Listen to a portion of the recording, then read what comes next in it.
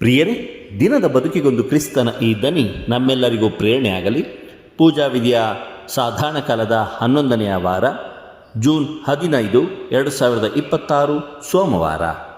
ಮತ್ತಾಯನು ಬರೆದ ಪವಿತ್ರ ಶುಭ ಸಂದೇಶದಿಂದ ವಾಚನ, 5ನೇ ಅಧ್ಯಾಯ 38ರಿಂದ 42ರವರೆಗಿನ ವಚನಗಳು. ಆ ಕಾಲದಲ್ಲಿ ಯೇಸು ತಮ್ಮ ಶಿಷ್ಯರಿಗೆ ಹೀಗೆಂದರು: ಕಣ್ಣಿಗೆ ಪ್ರತಿಯಾಗಿ ಕಣ್ಣು, ಹಲ್ಲಿಗೆ ಬದಲಾಗಿ ಹಲ್ಲು ಎಂಬುದನ್ನು ನೀವು ಕೇಳಿದ್ದೀರಿ.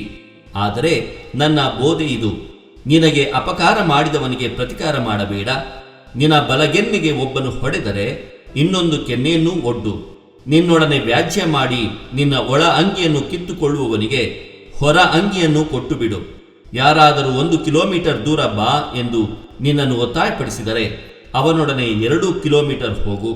ಬೇಡಿಕೊಳ್ಳುವವನಿಗೆ ಕೊಡು, ಸಾಲ ಕೇಳ ಬಂದವನಿಂದ ಮುಖ ತಿರುಗಿಸಿಕೊಳ್ಳಬೇಡ. ಪ್ರಭುವಿನ ಶುಭ ಸಂದೇಶ. ಕ್ರಿಸ್ತರೇ ನಿಮಗೆ ಸ್ತುತಿ ಸಲ್ಲಲಿ. ಚಿಂತನೆ: ಬಿದ್ದ ಕಲ್ಲುಗಳಿಂದ ಕೋಟೆ ಕಟ್ಟಿಕೊಂಡು ಶಿಖರದ ಮೇಲೆ ನಿಲ್ಲಬೇಕು. ಪ್ರಭು ಯೇಸುವಿನಲ್ಲಿ ಆತ್ಮೀಯರೇ, ನಮ್ಮ ಸೇವಾ ಕಾರ್ಯವು ಒಳ್ಳೆಯತನ, ಇತರರ ಅವಹೇಳನಕ್ಕೆ ಗುರಿಯಾಗಿ ನಲುಗಿ ಹೋಗದಂತೆ ಕಾಪಾಡಿಕೊಳ್ಳಬೇಕು. ತನ್ನ ಮೇಲೆ ಎಸೆದ ಕಲ್ಲುಗಳ ಅಡಿಯಲ್ಲಿ ನಲುಗಿ ಹೋಗಿ ಸಾಯುತ್ತಾನೆ ಅಂಜುಗುಳಿ. ಆದರೆ ಆತ್ಮವಿಶ್ವಾಸ ಇರುವ ನಾವು ನಮ್ಮ ಮೇಲೆ ಬಿದ್ದ ಕಲ್ಲುಗಳಿಂದ ಕೋಟೆ ಕಟ್ಟಿಕೊಂಡು ಶಿಖರದ ಮೇಲೆ ನಿಲ್ಲಬೇಕು.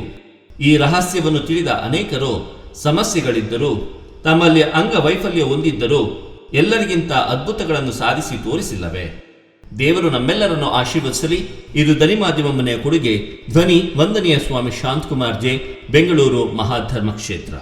ಪ್ರಿಯರೇ, ಈ ಚಾನೆಲ್ ಅನ್ನು ಸಬ್ಸ್ಕ್ರೈಬ್ ಮಾಡಿ ಪ್ರತಿದಿನ ದೇವರ ವಾಕ್ಯವನ್ನು ಆಲಿಸುತ್ತಾ ಅದನ್ನು ಇತರರೊಂದಿಗೆ ಹಂಚಿಕೊಳ್ಳಲು ನಮಗೆ ನೆರವಾಗಿರಿ. ಧನ್ಯವಾದಗಳು.